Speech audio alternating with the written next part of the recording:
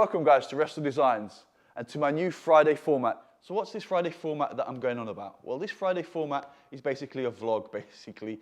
So these vlogs will actually give you more substance and more kind of meat on the bone of what's happening with these projects and give some more kind of fill in some of the gaps that are not explained in the video, generally because I'm showing so much, going into so much detail, that I'm missing some of the story in some of these videos. Stuff like Project Open Air and what's happening with the pump and when is that going to get done. And also what's happening with Project Donuts, my E30 Turbo. Let's actually walk around the workshop and I can show you guys what's actually going on. All right guys, so here's Project Donuts. As you can see, it's been sitting here for a good few months, untouched and unloved. And the main reason that's been the case is because I've got to finish this car. Project Open Air. I mean, it was supposed to be done. I was hoping to get it running and driving for Christmas Day.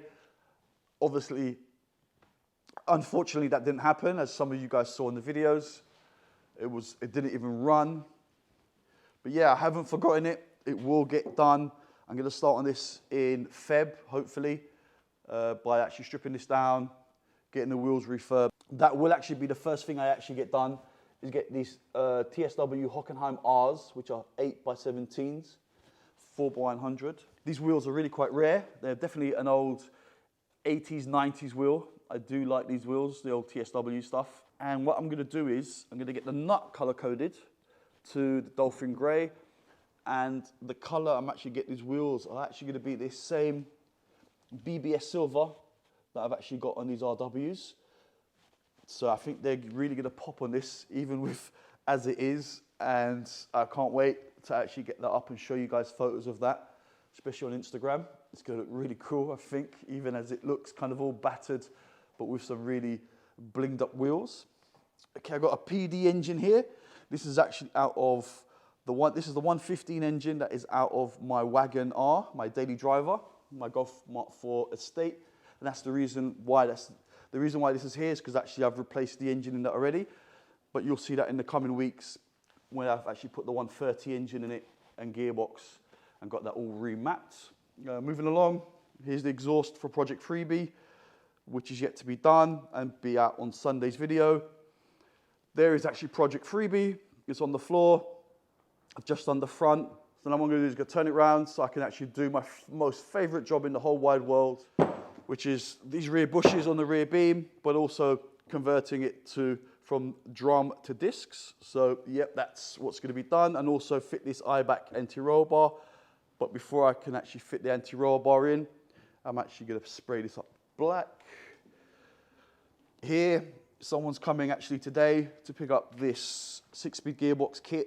I've sold this, so it's basically the full conversion. I think they're going from 5-speed to 6-speed. So it's a full kit. It basically incorporates the starter, the drive shaft, the clutch, the flywheel, and even the ends for the selector rods as well. I've got that rear beam to actually loads of rubbish to weigh in.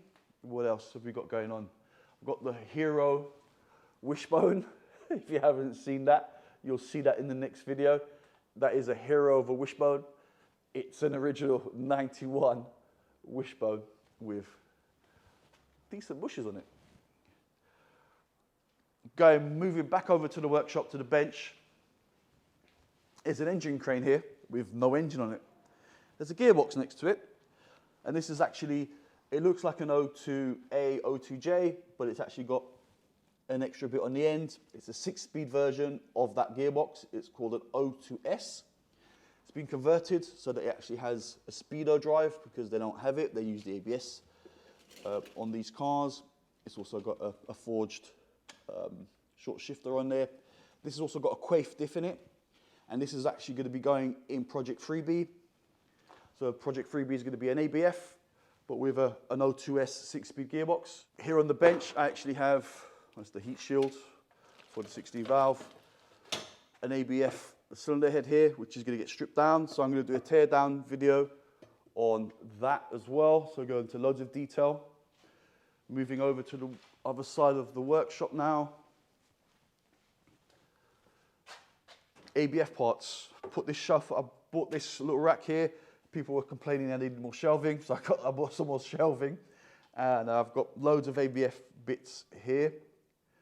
So I've got 2 inlets because I'm actually going to potentially experiment with one of them. I just wanted an OEM one to actually do comparisons for some before and after. Also here you can actually see some rods. You can see a nice little sample. I've got all the bits and pieces, crank pulleys and all the bits and bobs that you need for an ABF. A brand new oil pump in there. There's a fancy sump here as well. And here's the main event really. This is a ABF block. I bought this from a friend of mine, Richie at TWR. It came to him as a project. Somebody had a 60 valve, they wanted to go full send on it. With, I think, what did they do on it? He had a dry sump set up, throttle bodies, cams, head, literally the whole works on an ABF. And this was the ABF block that was actually in that vehicle, where it had some high compression pistons. As you can see, they're really protruding up. I think it's got standard rods, but that's still an unknown until I do a teardown video and we actually see together what's actually in this block. The reason why Richie didn't go with this block originally was because 1, it was smoking, and 2, it was knocking. Now, once he stripped the head down, he actually realized that the pistons were touching on the head slightly. And the reason why it was smoking, I mean, there's actually no play in this piston. It looks like the piston's actually maybe too tight for the block. And also I can see on the crosshatch, someone's actually honed the block with a drill, not properly. So instead of there being a cross pattern, there's actually straight lines. So I'm really hoping that taking this to the machine shop, they'll be able to rectify the mess up of the honing, and maybe even, it might even need a rebore, because these pistons look like they're really, really tight in there. I'm lucky it hasn't scored the block if that's the case. Hopefully it hasn't damaged the piston in any way, shape or form. But what I am going to do is I'm probably going to skim the top of these pistons down, because I think these are 13:1, which is way too much for what I'm doing with the ABF, especially with standard cams at the beginning. And even fast road cams, compression's way too high. I'm going to be skimming this off, maybe a mil and a bit, to take it down to about 12s, 11.5s. I think that's going to be a nice touch with a set of rods. It's going to be a nice little engine. As you can see, I've got loads of stuff all hanging around, loads of spare parts, which I do have a disease, like many of us do. I can't throw stuff away. And it actually comes in really handy, because in the end, I've used so many. I've got a box literally full of calipers and carriers and hubs. And how many wishbones does one person need? And the whole shocks and coilovers. Moving back onto this, which is Project Open Air. I mean, this car is amazing. It's undercover. I actually sourced a few more bits that I need to get done on it. And there will be a video on this very, very, very soon. It's just that I need to get this done, so this is actually roadworthy and out of the workshop. I'm moving back over to the bench. This is the pump. So I got it all refurbed and tested. 100% the pump was at fault.